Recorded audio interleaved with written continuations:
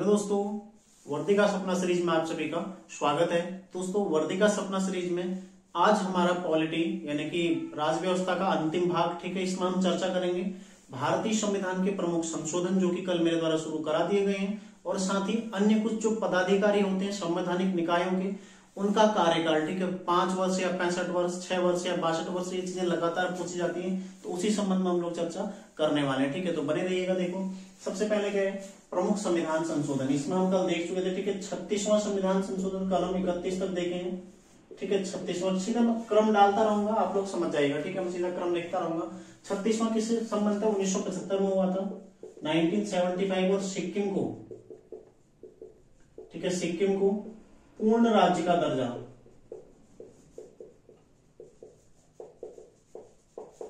ठीक है, सिक्किम को पूर्ण राज्य का दर्जा इसके माध्यम से दिया गया था। इसके अलावा देखो 42वां कब हुआ था? 1976 में। ठीक है, इसको क्या कहा जाता है? लघु संविधान। लघु संविधान इसको कहा जाता है। ठीक है, ध्यान रखिएगा, लघु संविधान इसको कहा जाता है। इसमें क्या क्या जोड़ा गया? देखो, प्रस्तावना में संशोधन, प्रस्तावना में एकमात्र संशोधन, प्रस्तावना में एकमात्र बार संशोधन होगा। और इसमें कौन कौन से शब्द जोड़े गए हैं? देखो, समाजवादी, धर्मनिरपेक्ष और अखंडता, ये शब्द किसमें जोड़े गए? प्रस्तावना में जोड़े गए। ठीक है, प्रस्तावना में एकमात्र संशोधन कब हुआ? 1976 में हुआ, जो कि 42वां संविधान संशोधन है। ठीक है, इसके अलावा देखो, नागरिकों के मूल कर्तव्य,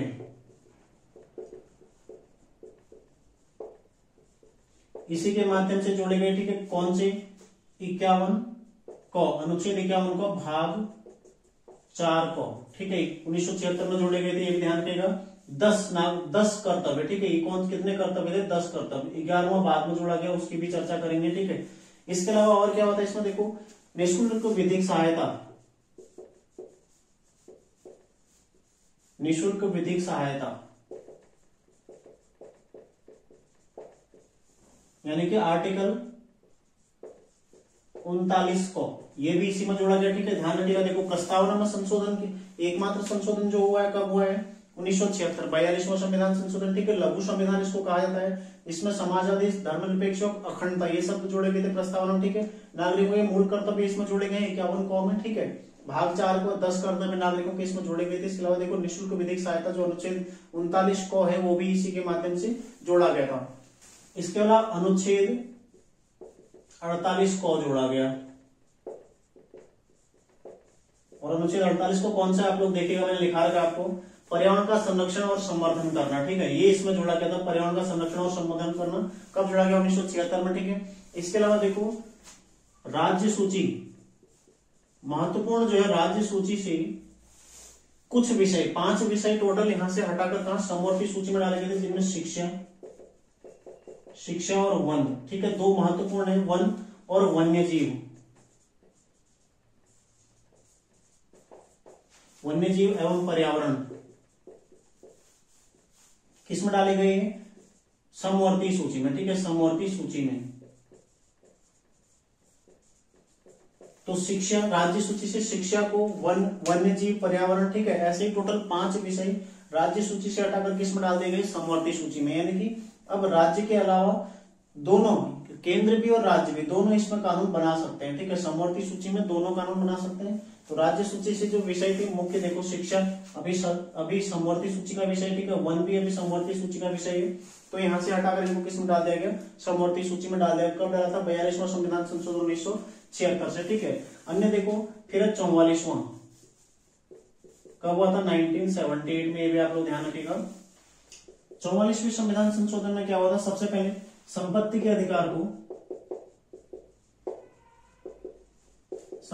अधिकार को कानूनी अधिकार बनाया। ठीक है, कानूनी अधिकार, मतलब जो हमारा अनुच्छेद 31 था, अनुच्छेद 31 संपत्ति का अधिकार था, तो उसको अब मूल अधिकार से हटाकर कहा विधिक अधिकार, हमारा कानूनी अधिकार बना दिया गया। ठीक है, संपत्ति का अधिकार हमारा मूल अधिकार नहीं रहा।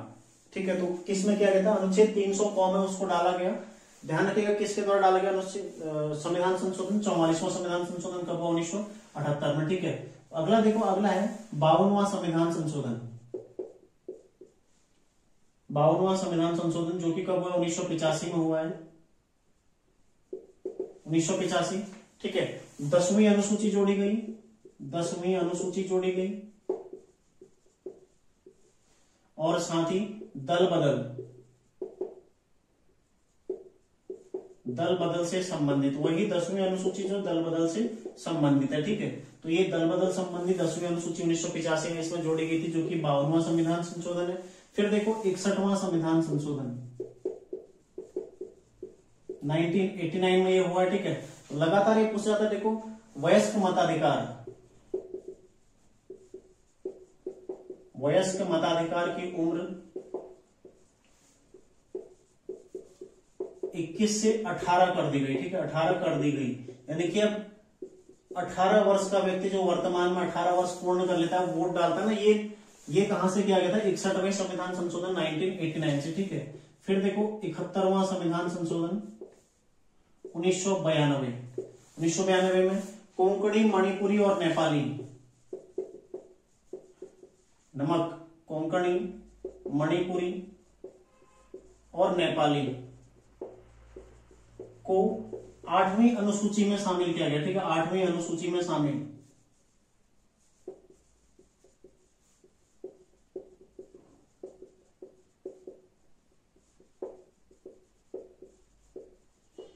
कोंकणी, मणिपुरी और नेपाली को 8वीं अनुसूची में इसमें शामिल किया गया था। कौन सा? 71वां संविधान संशोधन 1992 में हुआ, ठीक है। उसके अलावा देखो 73वां,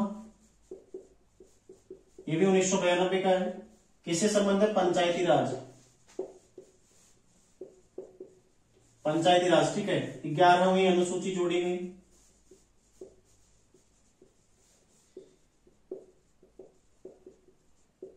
ठीक है, 11वीं अनुसूची जोड़ी गई, पंचायती राज, और 29 विषय, ठीक है, इसमें 29 विषय शामिल किए गए।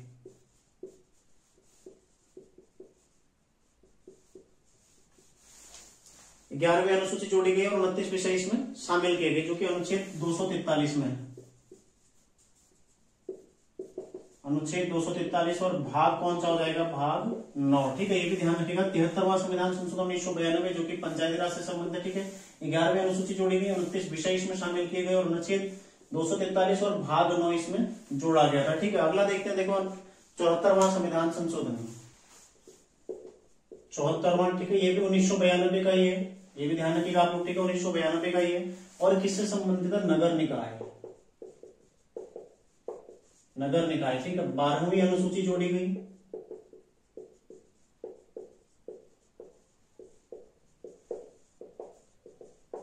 ठीक है, ध्यान रखिएगा, लगातार पूछा जाता है। पंचायती राज और नगर निकाय लगातार पूछा जाता है, ठीक है। 12वीं अनुसूची जोड़ी गई थी, और इसके अलावा अनुसूची में कितने विषय हैं? इसमें 18 विषय, ठीक है। ये विषय भी पूछ जाते हैं, कितने विषय इसमें जोड़े गए हैं? 18 विषय जोड़े गए हैं। अनुच्छेद 243 में ही, ठीक है, इसको भी अनुच्छेद 243 के अंतर्गत ही जोड़ा गया, ठीक है, ये भी आप लोग ध्यान रखिएगा। और भाग कौन सा है? भाग है इसका 9 का, ठीक है, 9 को इसमें जोड़ा गया है, भाग 9 का। अनुच्छेद 243 में पंचायती राज के पश्चात इसको प्रावधानित किया गया, ठीक है। 74वां संविधान संशोधन जो कि 1992 हुआ था, और प्रभावी कब से हुआ? 1993 से प्रभावी हुआ, ठीक है, ये भी आप लोगों ने ध्यान रखना है। अगला देखो 86वां संविधान संशोधन कब हुआ? 2002 में, ठीक है। महत्वपूर्ण क्यों है? एक, शिक्षा को मूल अधिकार बनाया, ठीक है, यानी कि शिक्षा को मूल अधिकार बना दिया। अनुच्छेद जो 21 को है इससे जोड़ा गया, ठीक है, शिक्षा को मूल अधिकार बना दिया गया। और दूसरा 11वां कर्तव्य जोड़ा गया, ठीक है, 11वां हमारा मौलिक कर्तव्य जोड़ा गया, जो कि प्रत्येक माता पिता का यह कर्तव्य होगा कि वो अपने 6 से 14 वर्ष के बच्चों को प्रारंभिक और अनिवार्य शिक्षा प्रदान करें, ठीक है। प्रदान करने का मतलब पूर्ण प्रयास करें, कर्तव्य उनका कर्तव्य है, ठीक है। तो 11वां कर्तव्य कब जुड़ा गया? 86वां संविधान संशोधन 2002। और लगातार ही क्वेश्चन बनता है, ठीक है, लगातार ही आता है। पुलिस वालों के लिए देखो ऐसे आसान क्वेश्चन ही वहां पर ज्यादा आने वाले हैं, ज्यादा टफ चीजें आपको नहीं पूछेगा, जैसे 74वां 73वां या फिर ये 86वां, ठीक है, इस तरह की चीजें आपको ज्यादा देखने को मिलेंगी एग्जाम में, ठीक है। अगला देखो 89वां, ये भी 2003 का है, ठीक है, 89वां 2003 का, ध्यान रखिएगा। अनुसूचित जाति और अनुसूचित जनजाति आयोग अलग अलग कर दिए गए, ठीक है, पृथक पृथक, पहले दोनों एक ही थे, फिर ये अलग कर दिए गए, ठीक है। एससी आयोग किसमें बनाया गया 338, ठीक है, और एसटी आयोग ये किसमें बनाया गया 338 को, दोनों अलग अलग कर दिए गए, ठीक है।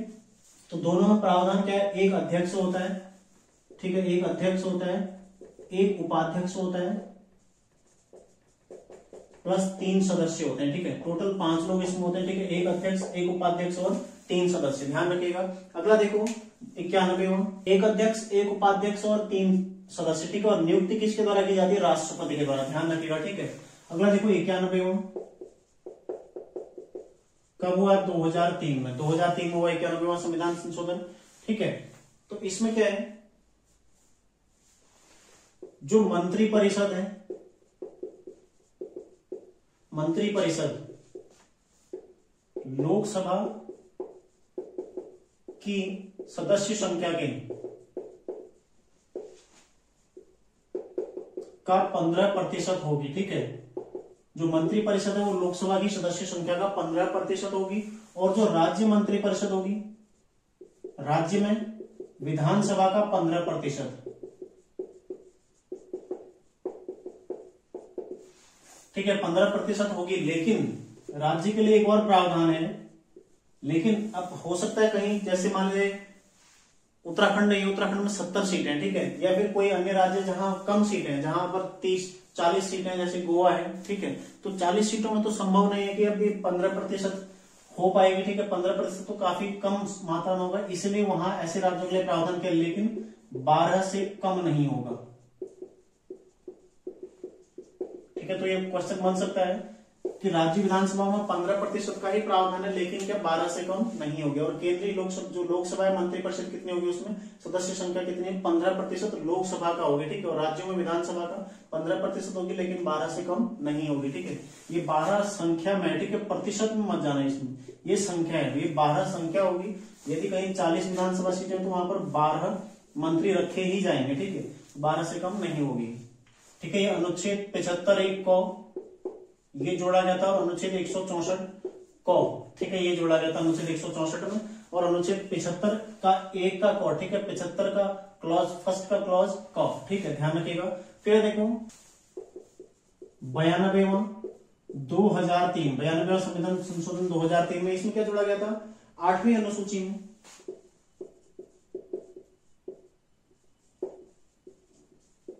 8वीं अनुसूची में बोडो, डोगरी, मैथिली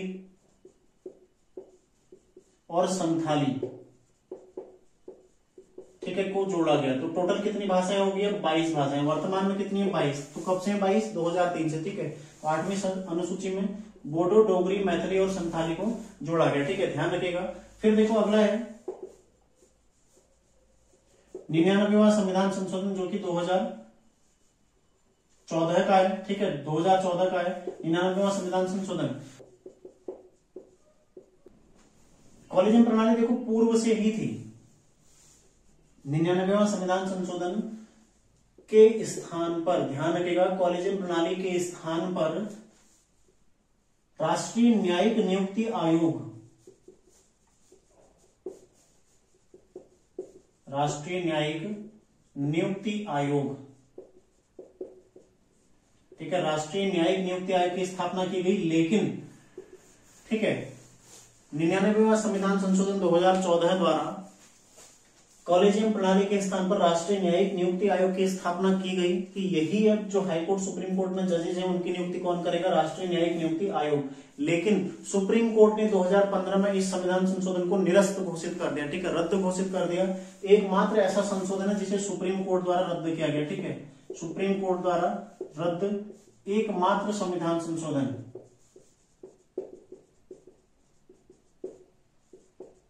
ध्यान रखिएगा, क्वेश्चन ऐसे बन सकता है कि एकमात्र संविधान संशोधन जिसे सुप्रीम कोर्ट द्वारा रद्द किया गया कौन सा वाला है, 99वां संविधान संशोधन जो कि 2014 का, ठीक है। और रद्द कब किया गया, 2015 में रद्द किया गया, ठीक है, 2015 में रद्द किया गया, ये भी आप लोग ध्यान रखिएगा।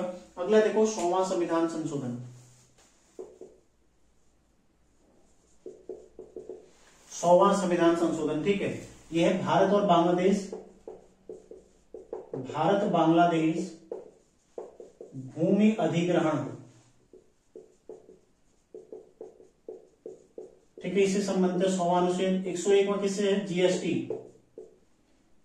जीएसटी से संबंधित है 101वां, ठीक है, जो कि 2016 का है।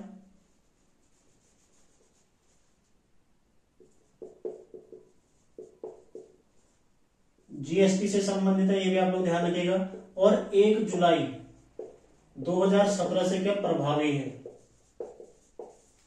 ठीक है। आर्टिकल 279 को इसमें जोड़ा गया, जीएसटी परिषद, ठीक है, जीएसटी परिषद।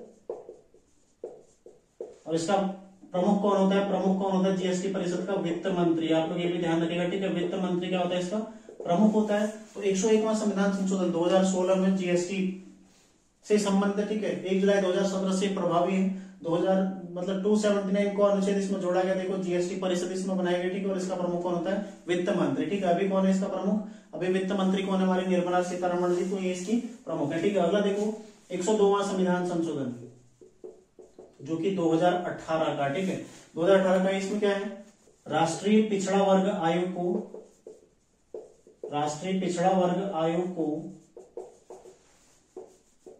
संवैधानिक दर्जा दिया गया, ठीक है।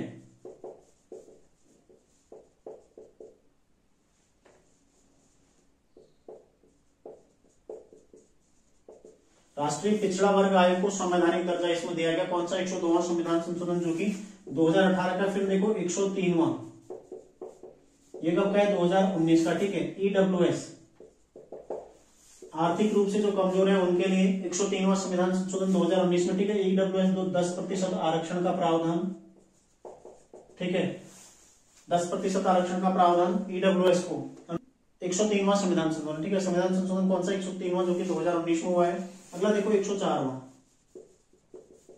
कब है, 2020, महत्वपूर्ण है, ठीक है, ध्यान रखिएगा, महत्वपूर्ण है। एंग्लो इंडियन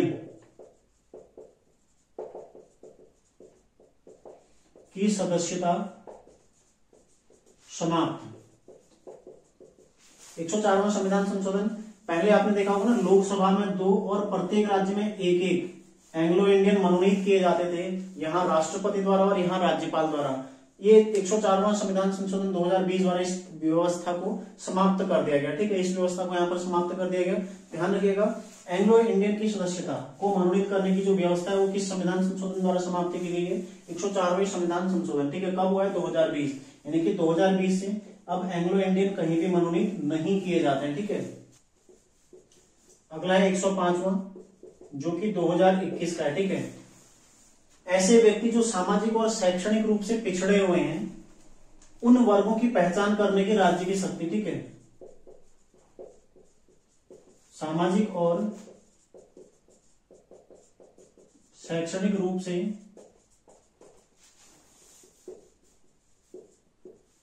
पिछड़े वर्गों की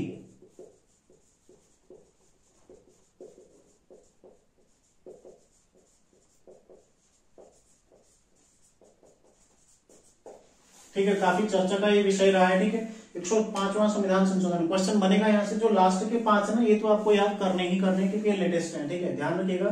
105वां संविधान संशोधन जो कि 2021 का है, सामाजिक और शैक्षणिक रूप से जो पिछड़े वर्ग हैं उनकी पहचान करने, सुप्रीम कोर्ट ने जजमेंट दिया कि केवल केंद्र सरकार ही पहचान कर सकती है, ठीक है। लेकिन केंद्र ने क्या किया, ठीक है, संसद में बिल लाए और उसको एक्ट बना दिया, ठीक है। 105वां संविधान संशोधन करके ये व्यवस्था कर दी कि पिछड़े वर्गों की पहचान अब राज्य सरकार भी कर सकते हैं, ठीक है। प्रत्येक राज्य अपने अपने राज्य में पिछड़े वर्गों की पहचान कर सकता है, ठीक है, जो सामाजिक और शैक्षणिक रूप से पिछड़े हो, ठीक है। तो ये शक्ति राज्यों को दे दी गई 105वें संविधान संशोधन द्वारा, ठीक है। तो लास्ट के 5 देखो, 101वां जीएसटी, 102वां राष्ट्रीय पिछड़ा वर्ग आयोग, 103वां ईडब्ल्यूएस, काफी चर्चा का विषय रहा है, ठीक है। हाल ही में सुप्रीम कोर्ट का इसमें जजमेंट भी है, ध्यान रखिएगा। 104वां एंग्लो इंडियन की सदस्यता समाप्त, ठीक है। और 105वां किससे संबंधित है, सामाजिक और शैक्षणिक रूप से जो पिछड़े वर्ग है उनकी पहचान कौन करेगी, राज्य सरकार करेगी, उसकी शक्ति 105वें संविधान संशोधन में दी गई, ठीक है। ये देखो, ये है भारतीय संविधान के प्रमुख संशोधन जो कि लगातार आप किसी भी एग्जाम में बैठ जाओ एक क्वेश्चन आपका जरूर बनता है, ठीक है। आप कहीं भी बैठ जाओ, कोई भी एग्जाम दो, एक क्वेश्चन संविधान संशोधन से आता है और आपका ये क्लियर हो चुका है, ठीक है। आप वर्दी का सपना सीरीज देख रहे हो तो आपका केवल पुलिस के एग्जाम की तैयारी नहीं हो रही है, आप आगे कोई भी एग्जाम दोगे ये चीज आपको वहां पर हर एग्जाम में काम आएगी। जितना भी टॉपिक मैं कराऊंगा इसमें वो लगातार पूछा जाता है। सोचो 17 दिन में आपका इतना सारा मैटर कवर हो जाएगा। आपको लग भी रहा होगा, जो लोग जुड़े हुए हैं अपनी प्रतिक्रिया जरूर दीजिएगा, ठीक है। कमेंट जरूर कीजिएगा कि आपको वाकई में कुछ फायदा मिल रहा है या आपको ऐसा लग रहा है कि इससे कुछ आपको नया मिल रहा है या फिर वही चीजें, ठीक है, वही से रिपीट। तो शायद मुझे तो लगता है कि आपको कुछ ना कुछ अतिरिक्त मिल रहा होगा, ठीक है। अपना कमेंट करके अपनी राय अवश्य दें कि आपको कैसा लग रहा है वर्दी का सपना सीरीज में, आपको क्या कुछ नया लग रहा है, ठीक है। आगे देखते हैं कुछ महत्वपूर्ण पदाधिकारी जिनका कार्यकाल कितना होता है उसके संबंध में चर्चा कर लेते हैं। देखो, सबसे पहले मुख्य निर्वाचन आयुक्त,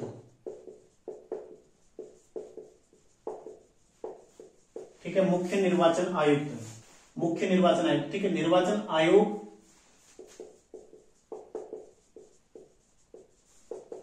निर्वाचन आयोग में कितने, देखो मुख्य निर्वाचन आयुक्त प्लस 2 अन्य निर्वाचन आयुक्त, ठीक है। 2 निर्वाचन आयुक्त रहते हैं, ध्यान रखिएगा। मुख्य निर्वाचन आयुक्त प्लस 2 निर्वाचन आयुक्त और इनके साथ में रहते हैं कहां, निर्वाचन आयोग में, ठीक है। तो 3 निर्वाचन आयुक्त रहते हैं जिनमें एक कौन होता है, मुख्य निर्वाचन आयुक्त। इन सभी का कार्यकाल कितना होता है, 6 वर्ष या फिर 65 वर्ष। मतलब या तो 6 साल पूरा कर ले कार्यकाल का या फिर इनको 65 साल पूरे हो जाएं, ठीक है। या तो 65 साल इनको पूरे हो जाएं या फिर 6 साल कार्यकाल अपना पूरा कर लें। तो मुख्य निर्वाचन आयुक्त और 2 निर्वाचन आयुक्त इनका कार्यकाल कितना हो जाएगा, 6 वर्ष या 65 वर्ष। वर्तमान में मुख्य निर्वाचन आयुक्त कौन है, राजीव कुमार, ठीक है। राजीव कुमार, पहले कौन थे, सुकुमार सेन, ठीक है। पहले थे सुकुमार सेन, सुकुमार सेन, वर्तमान में राजीव कुमार। और पहली महिला कौन थी, राधा देवी, ठीक है। ये भी आप लोग ध्यान रखिएगा। इसके अलावा अन्य कौन कौन से, एक तो अनूप चंद्र पांडे और एक अरुण गोयल, अभी हाल ही में काफी चर्चा में रहे हैं अरुण गोयल, ठीक है। सुप्रीम कोर्ट ने उनकी फाइल तलब की हुई है, तो ध्यान रखिएगा। 2 निर्वाचन आयुक्त अन्य कौन है, अनूप पांडे और अरुण गोयल। तो मुख्य जो पूछे जाते हैं मुख्य निर्वाचन आयुक्त कौन है, राजीव कुमार। कार्यकाल कितना होता है, 6 वर्ष या 65 वर्ष, ठीक है। फिर देखो यूपीएससी, संघ लोक सेवा आयोग, ठीक है। संघ लोक सेवा आयोग, यहाँ पर जो अध्यक्ष रहते हैं, अध्यक्ष प्लस अन्य सदस्य रहते हैं, ठीक है। अध्यक्ष प्लस सदस्य, तो इनका कार्यकाल कितना होता है, इनका भी 6 वर्ष या फिर 65 वर्ष, 6 वर्ष या फिर 65 वर्ष, ठीक है। इनका कार्यकाल होता है अध्यक्ष और सदस्य का 6 वर्ष या फिर 65 वर्ष तक इनका कार्यकाल रहता है। या तो 6 वर्ष कंप्लीट हो जाए या फिर 65 साल इनकी उम्र हो जाए, ठीक है। और वर्तमान में अध्यक्ष कौन है,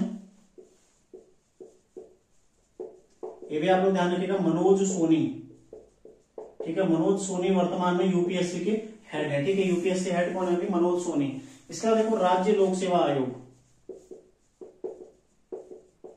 राज्य लोक सेवा आयोग,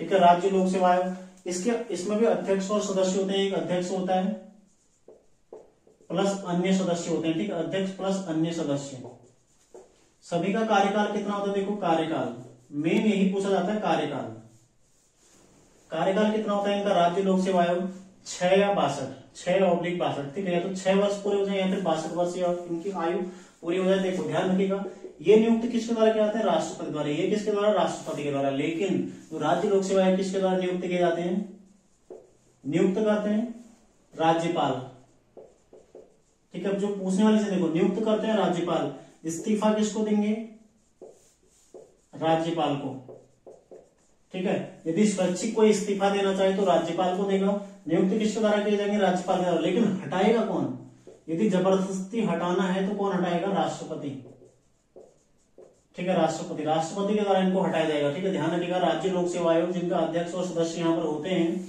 इनका कार्यकाल कितना होता है, 6 वर्ष या 62 वर्ष, जो पहले हो जाए, ठीक है।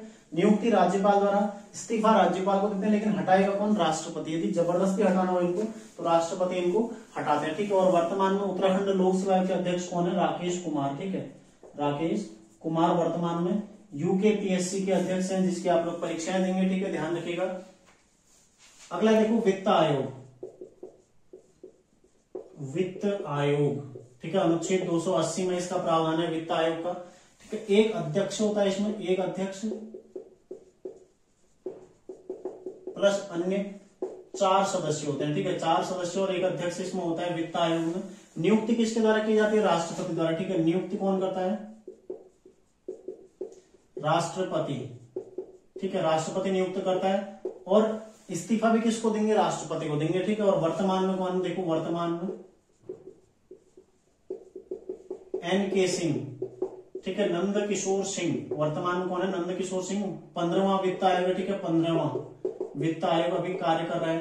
लगभग 5 वर्ष से इसका कार्यकाल अभी तक का रहा है, हमेशा ही। वैसे इसका जो टाइम पीरियड है वो कोई फिक्स नहीं, ठीक है। संविधान में इसका कोई फिक्स समय नहीं दिया कि 5 समय होगा, 5 साल होगा, 6 साल होगा, लेकिन फिर भी लगभग 5 साल के लिए वित्त आयोग नियुक्त किया जाता है, ठीक है। तो वर्तमान में 15वां वित्त आयोग है जिसके अध्यक्ष कौन है? NK सिंह, ठीक है। ध्यान रखिएगा। कैग, ठीक है। कंट्रोलर एंड ऑडिटर जनरल, यानी कि नियंत्रक एवं महालेखा परीक्षक। नियुक्ति कौन करता है? देखो राष्ट्रपति। राष्ट्रपति जो भी केंद्रीय स्तर पर नियुक्तियां होती हैं राष्ट्रपति, और राज्य स्तर पर नियुक्तियां होती हैं वो कौन करता है? लोक सेवा। केवल जो उत्तराखंड हाईकोर्ट यानी कि राज्य का जो उच्च न्यायालय उसके मुख्य न्यायाधीश की नियुक्ति कौन करता है? उसके मुख्य न्यायाधीश की नियुक्ति कौन करता है? राष्ट्रपति, ठीक है। ये आप लोग ध्यान रखिएगा। उसे राज्य का राज्यपाल नहीं करता है। इसका भी कार्यकाल कितना है? 6 वर्ष या फिर 65 वर्ष। 6 वर्ष या 65 वर्ष, जो भी पहले हो जाए, ये कार्यकाल में आता है, ठीक है। और वर्तमान में कौन है ये भी आप लोगों को ध्यान रखना है। वर्तमान में कौन है? गिरीश मुर्मू, ठीक है। वर्तमान में कौन है? गिरीश मुर्मू। कैग, जिसकी नियुक्ति राष्ट्रपति द्वारा की जाती है, ठीक है। 6 वर्ष या 65 वर्ष के लिए इसकी नियुक्ति की जाती है। वर्तमान में कौन है? गिरीश मुर्मू, ठीक है। उसके अलावा देखो केंद्रीय सूचना आयोग। केंद्रीय सूचना आयोग, सूचना आयोग एक गैर संवैधानिक निकाय है, संवैधानिक निकाय नहीं है, ये भी आप लोग ध्यान रखिएगा, ठीक है। गैर संवैधानिक है केंद्रीय सूचना आयोग। और इसकी अन्य जो मुख्य सूचना आयुक्त तो होते हैं, इसमें एक मुख्य सूचना आयुक्त,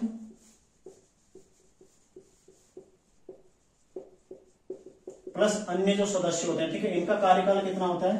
5 वर्ष या फिर 65 वर्ष, ठीक है। 5 वर्ष या फिर, देखो जितने भी संवैधानिक निकाय हैं सबका 6 वर्ष था, और इसका कितना है? 5 वर्ष। एक गैर संवैधानिक निकाय, ठीक है। ध्यान रखिएगा, आपको ऐसे ही याद हो जाएगा। यदि राज्य सूचना आयोग की बात करें, राज्य सूचना आयोग,